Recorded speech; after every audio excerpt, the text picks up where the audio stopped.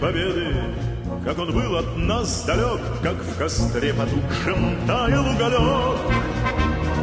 Были версты обгорелые в пыли, этот день мы приближали как могли. Этот день победы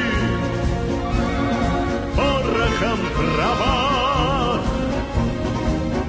Это праздник сединою на висках, это радость со слезами на глазах.